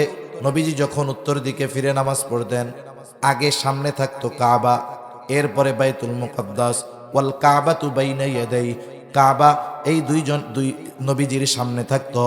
এরপরে নবীজি যখন হিজরত করলেন মদিনায়, বাদামা হাজারা ইলাল মদিনা সিত্তাতা আশারা শাহরা, মদিনায় যাওয়ার পর নবীজি সাল্লাল্লাহু আলাইহি ওয়াসাল্লাম 16 মাস বাইতুল মুকাদ্দাসের দিকে ফিরে নামাজ পড়ছে। মক্কা থেকে বাইতুল মুকাদ্দাসের দূরত্ব প্রায় 1500 কিলোমিটার। প্রায় কত কিলোমিটার? আর মক্কা থেকে মদিনাও উত্তরে। এখন যখন মদিনায় গিয়ে বাইতুল মুকাদ্দাসের দিকে ফিরে নামাজ পড়বে, বলেন তো কাবা সামনে পড়বে না পেছনে পড়বে? এখন পেছনে পড়ে গেছে। আগে তো মক্কায় থাকতে কাবারে সামনে রাখতেন, এরপরে থাকতো বাইতুল মুকাদ্দাস। নবীজির মনের মধ্যে আসা, আরে এই কাবা যদি মুসলমানদের জন্য কেবলা হইতো কতই না ভালো হইতো। মদিনায় নবীজি যাওয়ার পরে ইহুদিদের শক্তি দিন দিন কমা শুরু হইল। নবীজি যখন বুঝলেন আল্লাহ তাআলা ইহুদিদেরকে দুর্বল করে দিছে। কেমনে আল্লাহ দুর্বল করছে ইহুদিদের? ওরা আগে খুব টাকা পয়সাওয়ালা ছিল, মদিনায় যাওয়ার পরে ওদের বরকত টরকত শেষ, মুসলমানদের সমৃদ্ধি সব অগ্রগতি উন্নতি, ওদের টাকা পয়সা কমা শুরু হয়ে গেছে, ওরা গরিব হওয়া শুরু হয়ে গেছে। ওরা এত বড় খারাপ যে যখন ওদের সম্পদ কমা শুরু হয়েছে, ওরা কয় আল্লাহ ফকির হয়ে গেছে। আস্তে কইবেন এটা। ওরা বলে যে আল্লাহর হাত খালি হয়ে গেছে, এর লেগে আমাকে দিতে পারে না। আল্লাহ বলেন এই কথা বলার কারণে আল্লাহ তাআলা ওদের উপরে লানত দিছে। যখন নবীজি বুঝতে পারলেন এদের অবাধ্যতার কারণে আল্লাহ তাআলা এদেরকে দুর্বল করে দিছেন, এইবার নবীজির মনে আসা, এখন যদি কেবলা পরিবর্তন হয়ে যায় কেউ কিছু বলার নেই, ওরা কিছুই বলতে পারবে না।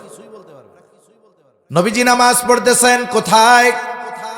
যারা হজ উমরার সফরে গিয়েছেন, ওই সময় ঐতিহাসিক স্থাপনাগুলো দেখার জন্য, জিয়ারার জন্য নিয়ে যাওয়া হয়। মদিনায় গেলে ঐতিহাসিক স্থাপনাগুলোর মধ্যে অন্যতম একটি হলো মসজিদু কিবলাতাইন। এই মসজিদেও কিন্তু নিয়ে যাওয়া হয়। ওই জায়গায় নবীজি নামাজ পড়তেছেন, ফিরে বাইতুল মুকাদ্দাসের দিকে। নামাজের মধ্যে নবীজি বারবার আকাশের দিকে তাকাইতেছেন, কারণ অন্তরের মধ্যে কামনা বাসনা, আহারে কাবা যদি মুসলমানদের জন্য কেবলা হয়ে যাইত। নবীজি বারবার আকাশের দিকে তাকান, মনের মধ্যে কি আশা কি চান দুনিয়ার কেউ না জানলেও যিনি জানেন তিনি কে? আল্লাহ তাআলা বলেন, নামাজের মধ্যে আল্লাহ ওহী নাজিল করে দিয়া বলেন, কদ নারা তাকাল্লুবা ওয়াজহিকা ফিস সামা ফালানুওয়াল্লিয়ান্নাকা কিবলাতান তারদাহা। আল্লাহ রাব্বুল আলামিন বলেন, কদ নারা তাকাল্লুবা ওয়াজহিকা ফিস সামা, আপনি বারবার আকাশের দিকে তাকান, আমি আল্লাহ কিন্তু সেটা দেখি। কেন তাকান আমি আল্লাহ তাও জানি, কেন তাকান আমি আল্লাহ জানি। আপনি তো চান কেবলাটা পরিবর্তন হয়ে যাক, বাইতুল্লাহ মুসলমানদের জন্য কেবলা হয়ে যাক। আল্লাহ তাআলা বলেন, ফালানুওয়াল্লিয়ান্নাকা কিবলাতান, আমি আপনার জন্য কেবলাকে পরিবর্তন করে দিব, তারদাহা, আপনি যেভাবে চাইছেন সেইভাবে। তার মানে আপনার চাওয়া অনুযায়ী আমি কেবলাকে পরিবর্তন করে দিব। চিন্তা করেন, নবীজির মনের আশা যে কাবা মুসলমানদের জন্য কেবলা হবে। আল্লাহ তাআলা বলেন, আমি আপনার জন্য আপনার চাওয়া অনুযায়ী কেবলাকে পরিবর্তন করে দিব। ইতিমধ্যে নামাজ হয়েছে 2 রাকাত। কয় রাকাত? আল্লাহ তাআলার বিলম্ব করতে দিলেন না। দাবি করে যেমন মক্কা কোনো খ্রিস্টান ইহুদি আইসা কোনোদিন কয় নাই মক্কা এইটা আমাদেরও পবিত্র ঘর, বলে নাই। মদিনার ব্যাপারে কেউ আইসা বলে নাই, খ্রিস্টানরা বলে নাই যে এইটা আমাদের, বলছে নাকি কোনোদিন? কিন্তু মসজিদুল আকসা তথা জেরুজালেম এইটার দাবিদার যেমন খ্রিস্টানেরা, এটার দাবিদার তেমন ইহুদিরা। এই যুদ্ধ সব মূলত এই জমিনকে কেন্দ্র করে। অনুরূপভাবে এই মসজিদুল আকসা তথা জেরুজালেমের দাবিদার আমরা মুসলমানেরা। কিন্তু হকের দিক দিয়ে, হকের দিক দিয়ে মুসলমানদের হক বেশি, অধিকার বেশি। এই মসজিদ এমন এক বৈশিষ্ট্যময় মসজিদ যে তিন ধর্মের মানুষই এটা নিজেদের জন্য পবিত্র স্থান মনে করে। 9 নম্বর বৈশিষ্ট্য, এমন এক মসজিদ যেই মসজিদের আশেপাশে সবচাইতে বেশি নবী রাসূলদের কবর আছে। বাইতুল মুকাদ্দাস এবং আশেপাশ এলাকায় সবচাইতে বেশি নবী রাসূলদের কবর। এই মসজিদের ইমাম কয়েকজন নবী ইমামতি করেছেন এই মসজিদের। বাইতুল মুকাদ্দাসের অন্যতম বৈশিষ্ট্য হলো পৃথিবীর একমাত্র জায়গা যেই জায়গায় আল্লাহ রাব্বুল আলামিন পৃথিবীর শুরু থেকে নিয়ে আমার আপনার নবী পর্যন্ত সকল নবী রাসূলকে আল্লাহ তাআলা একত্রিত করেছে। এই বৈশিষ্ট্য দুনিয়ার আর কোন জায়গার নাই। 10টা কইলাম, আরো অনেকগুলো আছে, ওগুলো থাক। এখন নবীজি পৌঁছায় গেলেন সফর কইরা কোথায়? মসজিদুল আকসায়। মসজিদুল হারাম থেকে মসজিদুল আকসায় চলে আসছেন। যাওয়ার পথে আল্লাহ তাআলা লিনুরিয়াহু মিন আয়াতিনা, আল্লাহ তাআলার অনেক নিদর্শন আল্লাহ তাআলা ওদেরকে দেখাইছে। নবীজি যাওয়ার সময় আরবদের এক ব্যবসায়ী কাফেলা দেখছে। এই সব দেখে নবীজি পৌঁছাইলেন। যখন বাইতুল মুকাদ্দাসে ঢুকলেন, একটা পাথর ছিদ্র আছে, ওই জায়গায় নবীজি ওনার বোরাক, ওই বাহনটাকে বাঁধলেন।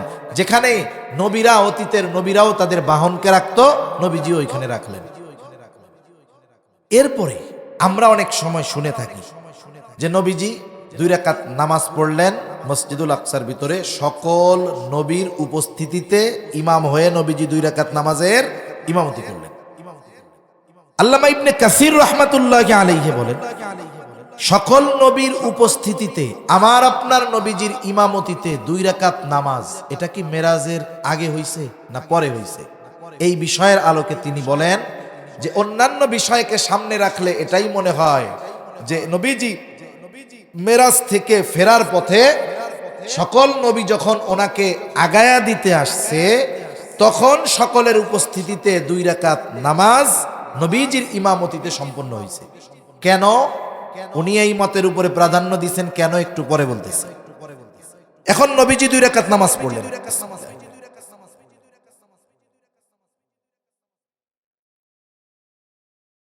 নবীজি 2 রাকাত নামাজ পড়লেন। এইবার মেরাজ মানে হইল সিঁড়ি। মসজিদুল হারাম থেকে মসজিদুল আকসার সফর হয়েছে বোরাকে। এখন বিশেষ সিঁড়ি দিয়া আসমানে ঊর্ধ্বলোকের সফর শুরু হবে। নবীজি 2 রাকাত নামাজ পড়লেন, রওনা দিলেন, শুরু হয়েছে সফর। প্রথম আসমানের দরজার কাছে পৌঁছায় গেছেন। প্রত্যেক আসমানের এক একটা দরজা আছে। প্রত্যেক দরজায় আল্লাহ তাআলা পাহারাদার হিসেবে ফেরেশতা নিযুক্ত করে রাখছেন। যখন ফেরেশতা দরজায় পৌঁছায় গেছে, জিবরাইল আলাইহিস সালাম কড়া নাড়লেন। ফেরেশতারা দরজা খুলে বলে, জিবরাইল আলাইহিস সালাম বলতেছে, আমি জিবরিল। ইনি কে? বলে, এনাকে আমার সাথে নিয়ে যাওয়ার জন্য বলা হয়েছে। ইনি হলেন মুহাম্মদুর রাসূলুল্লাহ সাল্লাল্লাহু আলাইহি ওয়াসাল্লাম। ফেরেশতারা অভিবাদন জানাইলো, স্বাগতম জানাইলো। প্রথম আসমানে নবীজি, ওইখানে সাক্ষাৎ হইল আদম আলাইহিস সালামের সাথে। হাদিসের মধ্যে আসছে জিবরাইল আলাইহিস সালাম আদম আলাইহিস সালামের সাথে আমার আপনার নবীজিকে পরিচয় করায়া দিলেন। এখন বলেন, যদি একটু আগে মসজিদুল আকসার মধ্যে সকল নবীজির উপস্থিতিতে নবীজির ইমামতিতে নামাজ হইত, ওইখানে তো দেখা সাক্ষাৎ হয়ে যাইত, তাইলে আসমানের সফর শুরু হওয়ার পর প্রথম আসমানে আদম আলাইহিস সালামকে নবী এমনিই চিনতেন, পরিচয় করায়া দেওয়া লাগতো না। এইরকম আরো কয়েকটা বিষয়কে সামনে রেখে আল্লামা ইবনে কাসির রাহমাতুল্লাহি আলাইহি বলেন, ইমামতিটা সংগঠিত হয়েছে মেরাজ থেকে আসার পরে, ফেরার পথে। আদম আলাইহিস সালাম আমার আপনার নবীর জন্য দোয়া করলেন। এইবার দ্বিতীয় আসমানের সফর শুরু হয়ে গেল। আবার ফেরেশতারা দরজা খুললো, কথোপকথন হলো, নবীজিকে অভিবাদন জানানো হলো। দ্বিতীয় আসমানে দেখা হইল ঈসা ইয়াহইয়া আলাইহিমাস সালাম। এনরা পরস্পর হইল খালাতো ভাই। দুইজনের সাথে কথোপকথন, দুইজন আমার আপনার নবীর জন্য দোয়া করলেন। তৃতীয় আসমানের সফর শুরু হয়ে গেল। তৃতীয় আসমানের দরজায় ফেরেশতারা আমার আপনার নবীকে অভিবাদন জানাইলেন, স্বাগতম জানাইলেন। তৃতীয় আসমানে নবীজির সাথে দেখা হলো। হযরত ইউসুফ আলাইহিস সালামের পরিচয় করায়া দিলেন। নবীজি ইউসুফ আলাইহিস সালামের ব্যাপারে বলেন যে আল্লাহ তাআলা গোটা দুনিয়ার অর্ধেক সৌন্দর্য দিয়ে ইউসুফ আলাইহিস সালামকে বানায়াছে। গোটা দুনিয়ার অর্ধেক সৌন্দর্য আল্লাহ ওনাকে দান করছে। এরপরে চতুর্থ আসমানের সফর, আসমানের দরজা খুলে দেওয়া হলো। ফেরেশতারা অভিবাদন জানাইলো। চতুর্থ আসমানে ইদ্রিস আলাইহিস সালামের সাথে আমার আপনার নবীজির সাক্ষাৎ হইল। তিনিও নবীজির জন্য দোয়া করলেন। এবার সফর শুরু হইল পঞ্চম আসমানের। ফেরেশতারা দরজা খুললো, কথোপকথন হলো, নবীজিকে স্বাগতম জানাইলো, অভিবাদন জানাইলো। পঞ্চম আসমানে দেখা হইল হারুন আলাইহিস সালামের সাথে, কথোপকথন, দোয়া শেষ। এরপরে সফর শুরু হইল সপ্ত আকাশের দিকে। দরজা খোলা হলো, নবীজিকে অভিবাদন জানাইলো ফেরেশতারা। ষষ্ঠ আকাশে দেখা হলো সাইয়্যিদুনা মূসা আলাইহিস সালামের সাথে, কথাবার্তা শেষ। এইবার সপ্ত আকাশের দিকে তিনি রওনা দিলেন। আকাশের দরজা খুলে দেওয়া হলো, ফেরেশতারা নবীজিকে অভিবাদন জানাইলো। এই সপ্ত আকাশের মধ্যেই আছে বাইতুল মামুর। বাইতুল মামুর হলো একেবারে আমাদের যেই বাইতুল্লাহ, এই বরাবর সপ্ত আকাশের উপরে আরেকটা মসজিদ, ওই মসজিদটার নাম হলো বাইতুল মামুর। নবীজিকে ফেরেশতাদের সংখ্যার ব্যাপারে জিজ্ঞাসা করা হয়েছে যে ফেরেশতাদের সংখ্যা কত। নবীজি বুঝাইতে গিয়া বলছেন যে বাইতুল্লাহর বরাবর সপ্ত আকাশের উপরে একটা মসজিদ আছে, এটার নাম হলো বাইতুল মামুর। ওই মসজিদে একসাথে একত্রে 70,000 ফেরেশতা তাওয়াফ করে। একবার যারা তাওয়াফ শেষে ওখান থেকে বের হয়, কিয়ামত পর্যন্ত ওই দল পুনরায় দ্বিতীয়বার তাওয়াফ করার সুযোগ পাবে না। এত পরিমাণ ফেরেশতা আল্লাহ তাআলা সৃষ্টি করছেন, এটা ক্যালকুলেটর দিয়ে হিসাব করা সম্ভব না।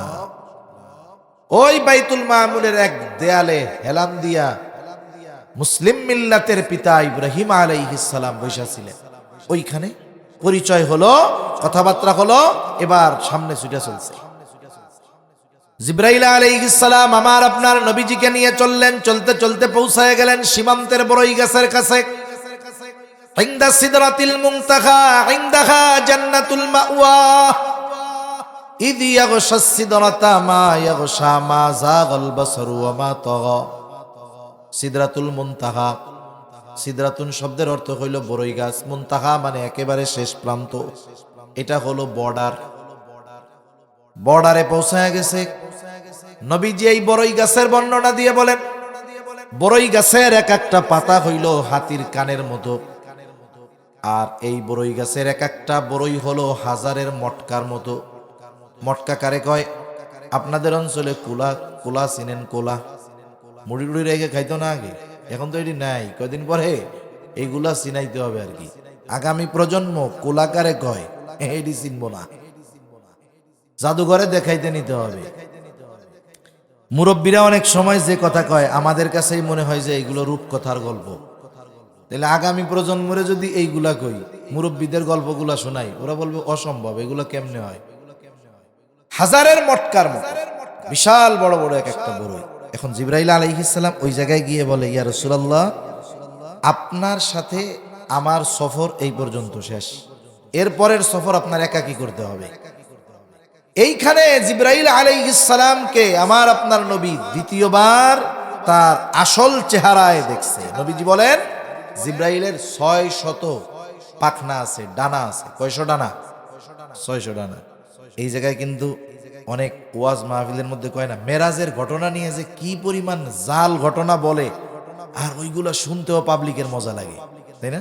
এই জায়গায় কেমনে কয় আমি একটু শোনাই আপনাদের, শোনাবে এরকম। জিবরাইল বলতেছে, হুজুর এখন থেকে আর এক কদমও আমার যাওয়ার কোনো উপায় নাই। হুজুর গো, আপনার সাথে যদি এই বড়ই গাছ একটু অতিক্রম করি, আমার 600 নূরের ডানা পুড়ে ছাই হয়ে যাবে।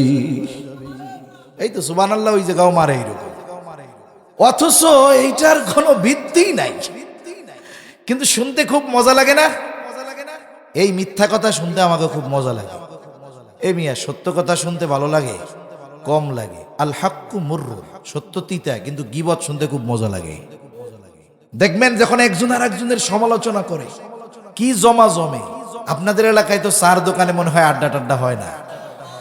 এই চার দোকানে আড্ডায় বৈশা নামাজিও যেই পরিমাণ গীবত করে, শয়তানে কয় আল্লাহ এ কেমন নামাজি।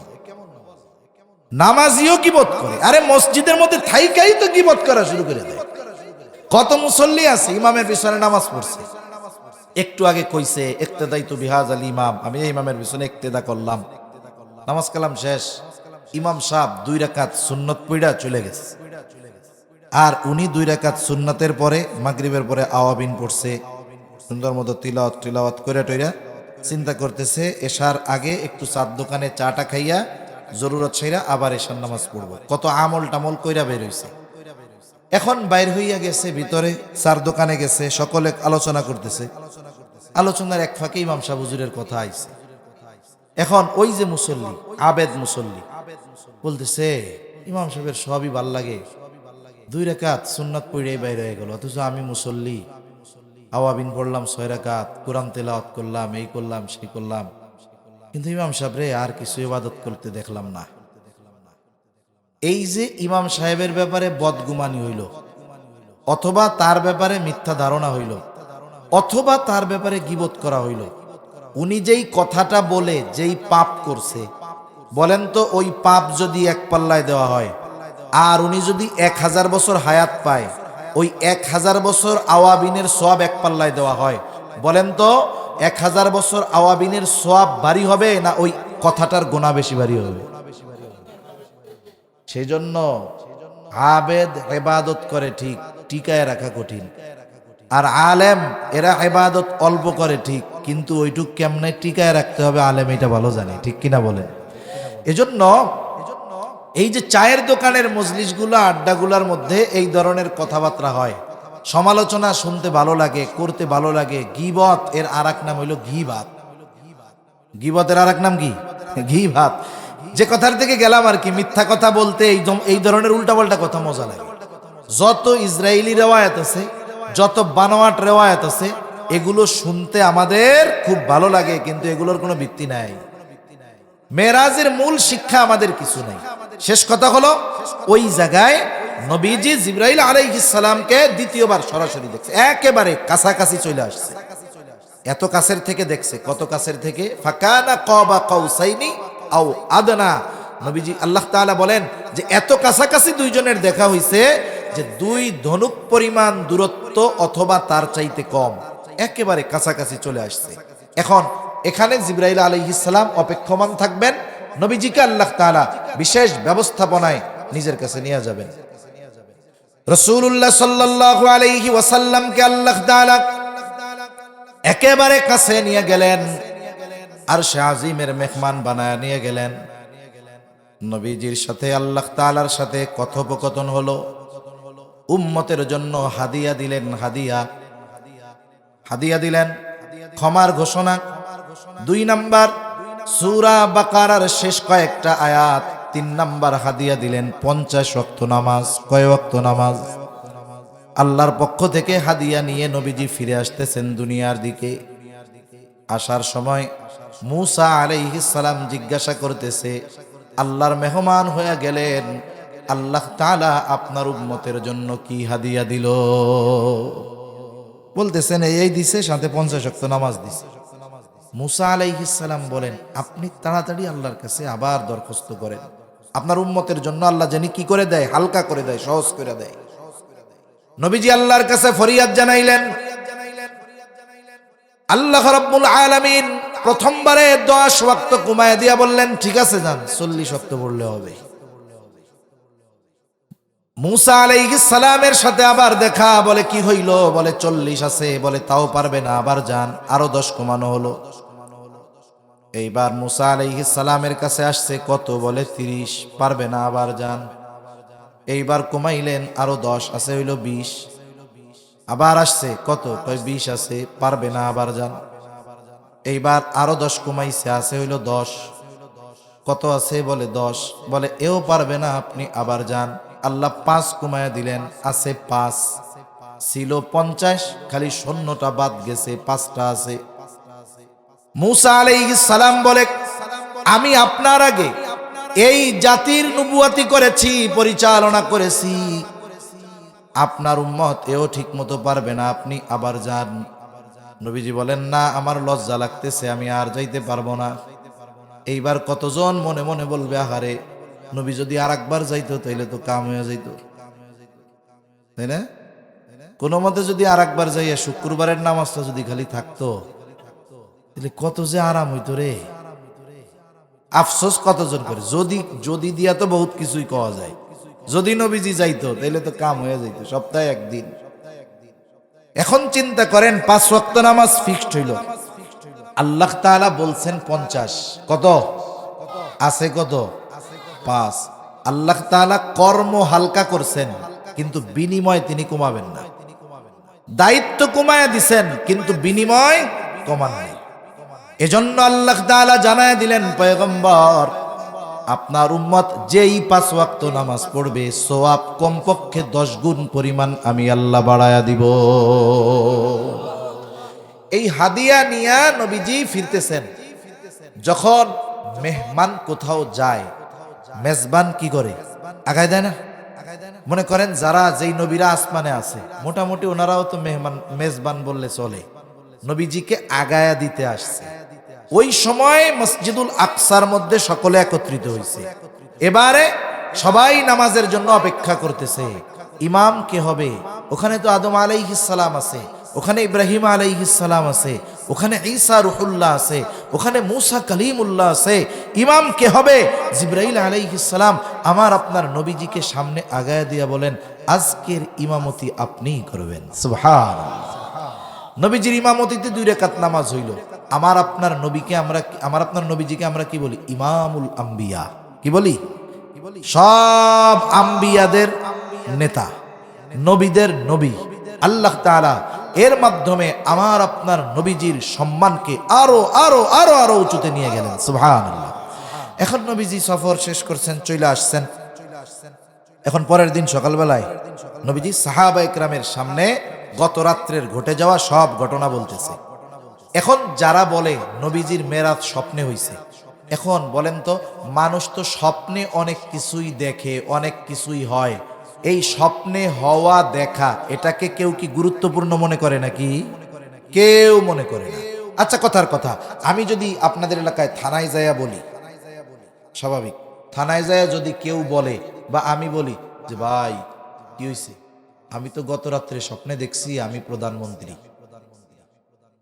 হাইসা দিয়া বলবে, এরকম স্বপ্ন আমরাও কত দেখি হুজুর, আপনি বারবার দেখেন, কোনো সমস্যা নাই। কিন্তু আমি যদি যাইয়া কই, এই আমি বাংলাদেশের প্রধানমন্ত্রী, ওইখান থেকে আর আশা লাগবে না, 14 শিকের মধ্যে বৈরাত হইয়া যাবে। তার মানে কিছু বিষয় যদি স্বপ্নে হয়, স্বপ্ন অনেক কিছুই হতে পারে যেটা মানুষের দ্বারা অসম্ভব, স্বপ্নে দেখতে পারে, ওইটারে কেউ গুরুত্ব দেয় না। কিন্তু যখন বিষয়টা বাস্তবে হবে, তখন ওইটার গুরুত্ব আছে না নাই? কাফেররা মেরাজের ঘটনাকে কতটা গুরুত্ব দিছে, এর দ্বারাই বোঝা যায় মেরাজ এটা স্বপ্ন যোগে নয়, বাস্তবেই সংগঠিত হয়েছে। এখন আসেন, নবীজি সবার কাছে গত রাত্রের ঘটে যাওয়া ঘটনাগুলো বর্ণনা করতেছে। এখন ওইখানে মুসলমানরা উপস্থিত, কাফেররা নবীজি যেই জায়গায় থাকতো, পাশে ওদের একটা গ্রুপ থাকতো, যে কি বলে কি কয় এগুলো শুনতে হবে। প্রতিদিন কারণে সকালবেলায় আবু জেহেল, উতবা, সাইবা সুন্দর মতো পাশে দাঁড়ায় শুনতেছে যে মোহাম্মদ তার সাহাবায়ে কেরামকে কি বলে। নবীজি এখন গত রাত্রের ঘটনা বলা শুরু করছে, যেরকম এরকম হইছে, আসছে, বুক বিদীর্ণ করছে, আমাকে এরকম বোরাকে নিয়ে এক মুহূর্তের মধ্যে চলে গেছে ওই জায়গায়, ওখান থেকে সপ্ত আকাশ পাড়ি দিয়ে উম্মতের জন্য হাদিয়া নিয়ে আসছি, 5 ওয়াক্ত নামাজ, সূরা বাকারার শেষ 3 আয়াত, আবার আল্লাহর পক্ষ থেকে ক্ষমার ঘোষণা নিয়ে টিয়া আসছি। আবু জেহেল উতবা সাহেবা চিন্তা করতেছে, এতকাল পরে জিনিস একখান পাইছি, এতকাল নবীর কথা মুহাম্মাদের কথা যাই বিশ্বাস করছে এইটা আর কেউ বিশ্বাস করবে না। এখন কি করা যায়? ওরা তাকায় দেখে আজকে আবু বকর এই মজলিসের মধ্যে নাই। কিছু কিছু সময় আছে 100 জনকে অবিশ্বাস করানো লাগবে না, একজন ব্যক্তি যদি অবিশ্বাস করে এমনিই বাকিরা অবিশ্বাস করবে। তাহলে কারে? তাই আবু বকরকে গিয়া বলি, এই ঘটনা তো আর আবু বকর বিশ্বাস করবে না। আবু বকর যদি বিশ্বাস না করে উপস্থিত কেউই বিশ্বাস করবে না। এই আশায় আবু জেহেল উতবা সাহেবা দৌড়াইয়া আবু বকরের বাড়ি চলে গেছে। যায় বলতেছে, আবু বকর শুনছো নাকি ঘটনা? বলে কি ঘটনা? বলে তোমাদের নবী কি বলতেছে শোনো, সে নাকি এক রাত্রের মধ্যে মসজিদুল হারাম থেকে মসজিদে আকসায় গেছে, ওইখান থেকে নাকি আবার সপ্ত আকাশ পাড়ি দিয়ে আর সে আজিমে আল্লাহর সাথে কথাবার্তা বইলা রাত হওয়ার আগেই নাকি ফিরা চলে আইছে। এই খবর কি শুনছো নাকি? আবু বকর সিদ্দিক রাদিয়াল্লাহু তাআলা আনহু বলতেছেন, এটা কে বলছে? বলে এটা আর কে বলবে? তোমরা যারা নবী কও সে কইছে। কিছু কথা আছে, একজন সত্যবাদী মানুষ আপনার কাছে আইসা বলল যে ওই বাজারে এই ঘটনাটা ঘটছে, বলছে যে সে কি সত্যবাদী। এরপরেও আমরা কি কই? আপনাদের ভাষায় কি বলে? আপনারা একজন বলছে যে ওই জায়গায় এই কামটা হয়েছে, আপনারা এলো কোন হাসানি, এটা কোন না আপনারা। এখন ওই সত্যবাদী লোক আপনার কাছে বলছে, আপনি বললেন হাসানি বা সত্য নাকি? এর দ্বারা কি ওই লোকের কথা অবিশ্বাস করছেন? বিষয়টা কি এরকম না, না, বরং আপনি এই কথাটার ব্যাপারে আরো নিশ্চিতের উপরে সুনিশ্চিত হইতে চান, এজন্য বলতেছেন সত্যই। উনি আবার হ্যাঁ মিয়া সত্যই, আমি নিজ চোখে দেখে আসছি। এখন আবু বকর সিদ্দিক রাদিয়াল্লাহু তাআলা আনহু বলতেছে যে এই কথা যে নবীজি বলছে তোমরা বাইলা কই কই? আরে মিয়া আমরা নিজ কানে এই কয়জন শুইনা আসছি, ওই মুখ দিয়া উনি কইছে আমরা শুইনা আসছি, তাই না? তাইলে শোনো, নবীজি যদি বইলা থাকে, তোমরা যদি শুইনা থাকো, নবীজি যদি বইলা থাকে, তাহলে নবীজি যা বলছে নিঃসন্দেহে সব সত্য।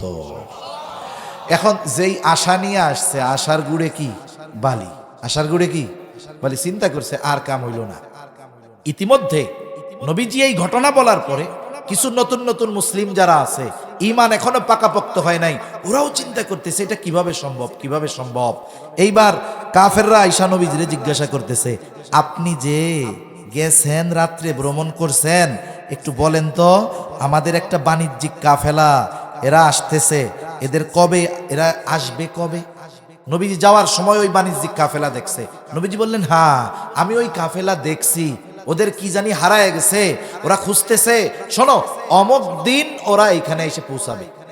কারণ আরবের তখন একটা সিস্টেম ছিল, আরবের মানুষ সফরের ক্ষেত্রে একটা মঞ্জিল নির্ধারিত করত, কোন মঞ্জিলে আছে ওই মঞ্জিল থেকে কয়দিন পরে এখানে পৌঁছাবে, এটা মোটামুটি আরবের মানুষ বুঝতে পারতো যে এখান থেকে ওই দেশে গেছে, রাস্তা 12 মঞ্জিল, তাহলে 12 মঞ্জিলে যাইতে 12 দিন, আসতে 12 দিন, তাহলে সফরটা হবে 24 দিনের।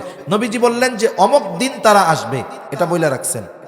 যাক, এরপরে বলতেছে সেটা তো আসার পরেই না বোঝা যাবে, কিন্তু তুমি তো মসজিদে আকসায় গেছো, নবীজি কিন্তু এর আগে কোনোদিন বাইতুল মুকাদ্দাস যায় নাই, ওইবারই প্রথম সফরে গেছে মেরাজের সফরের সময়।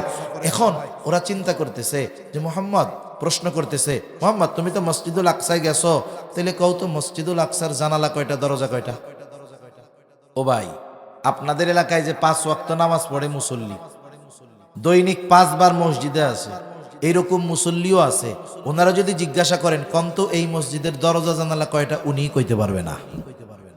ওনারা যদি জিজ্ঞাসা করেন সিঁড়ি দিয়ে তো নামেন, বলেন তো কয়টা ধাপ নামেন, উনি বলতে পারবে না। এখন এর জন্য কি আপনি বলবেন ধর মিয়া কি 5 ওয়াক্ত নামাজ পড়েন, মসজিদের জানালা কয়টা এটাই কইতে পারেন না? এর জন্য কি বলার সুযোগ আছে? নবীজি কি মসজিদুল আকসায় দরজা জানালা গুনতে গেছে নাকি সিঁড়ি গুনতে গেছে? এখন নবীজি চিন্তা করতেছে যে এই সামনে যেইগুলোর ঈমান টালমাটাল, ওরাও তো ভাবতেছে যদি উনি সত্যই যাইয়া থাকে তাইলে মসজিদের দরজা জানালার সংখ্যাও তো ওনার বলতে অসুবিধা নাই, যদি না বলতে পারে তাহলে মনে হয় ঘটনাটা সত্যি না।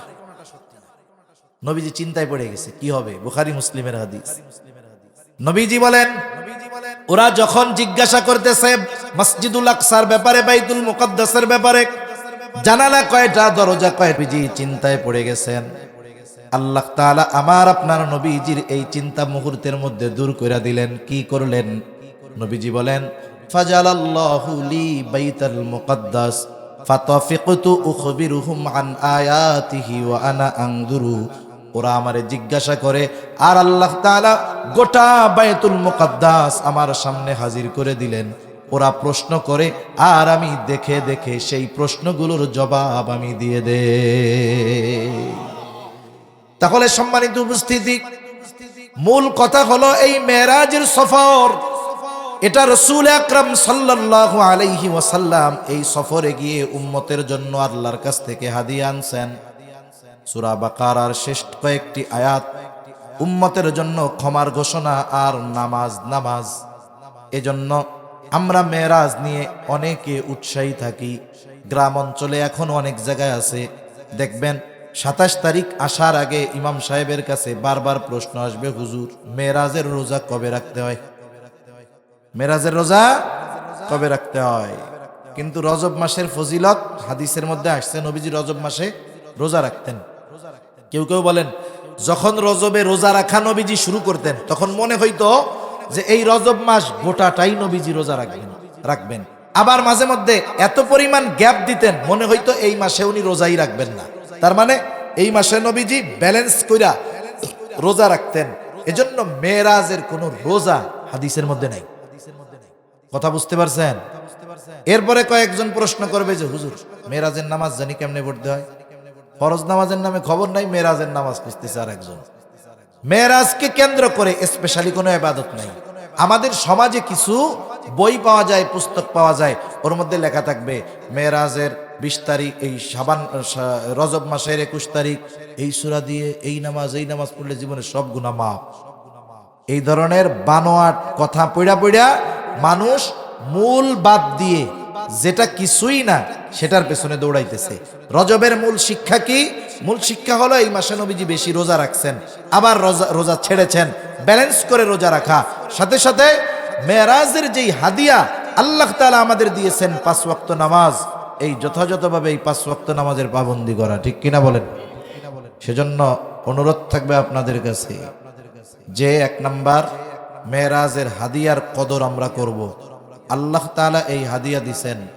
আপনার কাছে যদি দুনিয়ার প্রধানমন্ত্রী কোনো হাদিয়া পাঠায়, কোনো চিঠি লেখা পাঠায় যে আমি তোমাকে খুব পছন্দ করি, আপনি তো ওই চিঠি লেমিনেটিং কইরা ফ্রেম লাগাইয়া দেওয়ালে ঝুলাই রাখবেন, দেখানোর লাগে যে প্রধানমন্ত্রী আমাকে খুব ভালোবাসে। পারলে পোলাপানরে মরার পরে কবেন যে ওইটা দিয়ে দিস কবরে। আর যেই আল্লাহ 5 ওয়াক্ত নামাজ হাদিয়া দিল, সাথে সাথে ওই নামাজের জন্য মুয়াজ্জিন 5 বার আল্লাহর পক্ষ থেকে আমাকে আপনাকে ডাকে। মুয়াজ্জিনরে টাকা পয়সা দিয়া বেতন দিয়া রাখছেন, মনে করেন না এটারে কামলা। মুয়াজ্জিন কে? ওনাকে যা বিনিময় দেওয়া হয়, ওজিফা দেওয়া হয়, সম্মানী দেওয়া হয়, ওনার সম্মান অনুযায়ী দুনিয়ার কেউ একজন মুয়াজ্জিন ইমামকে সম্মানী দিতে পারবে না। উনি যেই দায়িত্ব পালন করে এই দায়িত্বের সম্মানী কেউ দিতে পারবে না। আল্লাহ দিবেন কিয়ামতের দিন। এই মুয়াজ্জিন সে যদি আল্লাহর জন্য আজান দেয়, আল্লাহর জন্য দেয়, দুনিয়ার যেই ওজিফা তাকে দেওয়া হয় এটা একেবারে ধরার মধ্যে নাই, কিন্তু যদি নিয়তটা ঠিক রাখে, মানুষ যা দিল আমাকে দিক, কিন্তু আমি আল্লাহর জন্য দিচ্ছি, এই মুয়াজ্জিনের ঘাড় আল্লাহ কিয়ামতের দিন লম্বা করে দিবে। মানুষ বুঝবে যে দুনিয়ায় এইটা আল্লাহর স্পেশাল লোক ছিল। আর আল্লাহ তাআলাও বলেন ওয়ামান আহসানু কাওলাম মিম্মান দাআ ইলাল্লাহ, তার চাইতে উত্তম আহ্বানকারী আর কে হতে পারে যে মানুষকে আল্লাহর দিকে ডাকে। মুয়াজ্জিন দৈনিক 5 বার কার দিকে ডাকে? মূলত এই ডাকটা মুয়াজ্জিনরে দিয়া আল্লাহ দেওয়ায়।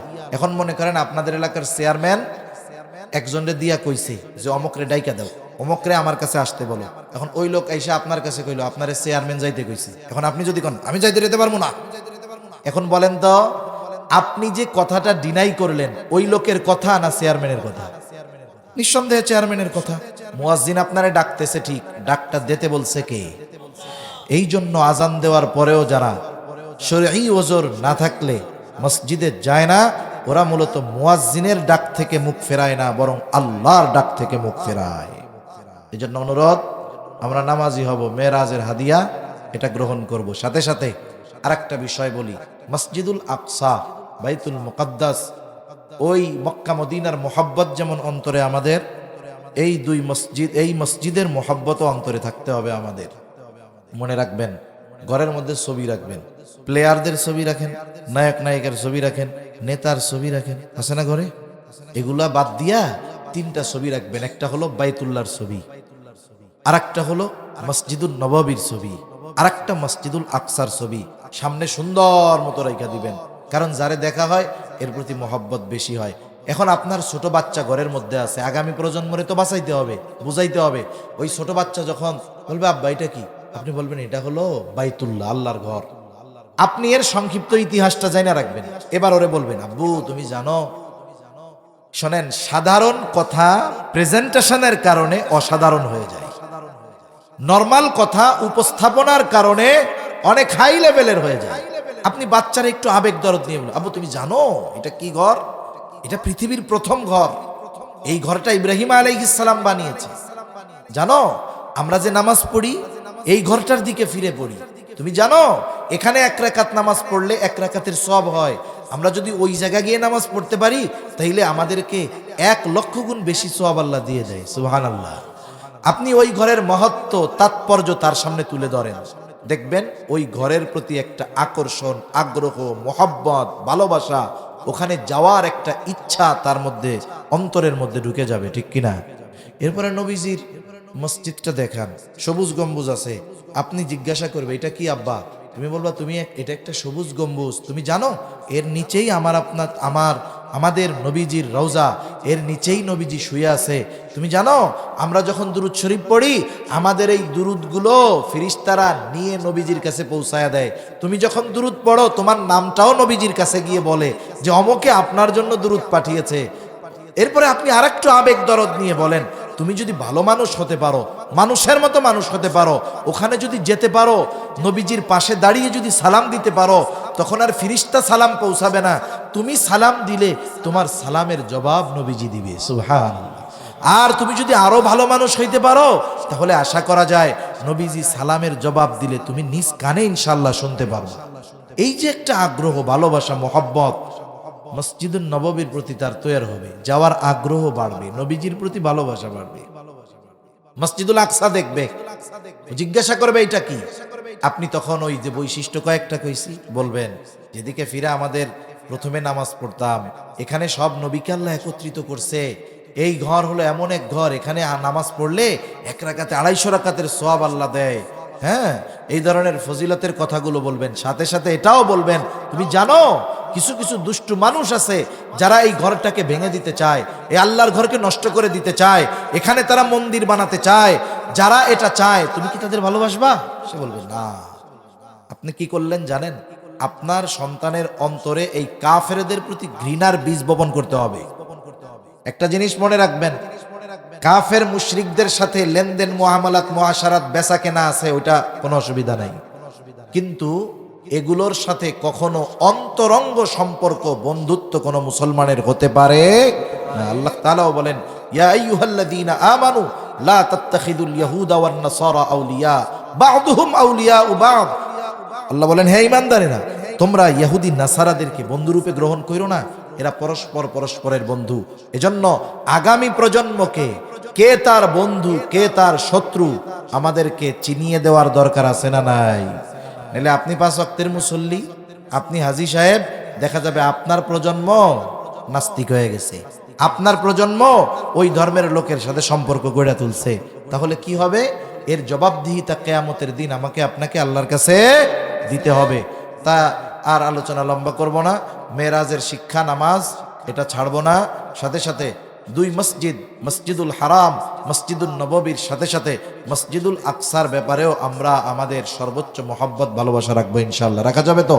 আল্লাহ সুবহানাহু ওয়া তাআলা আমাদের সবাইকে কথাগুলো বুঝবার, আমলের কথাগুলো আমলে পরিণত করবার তৌফিক দান করুন। সকলে বলি আমিন।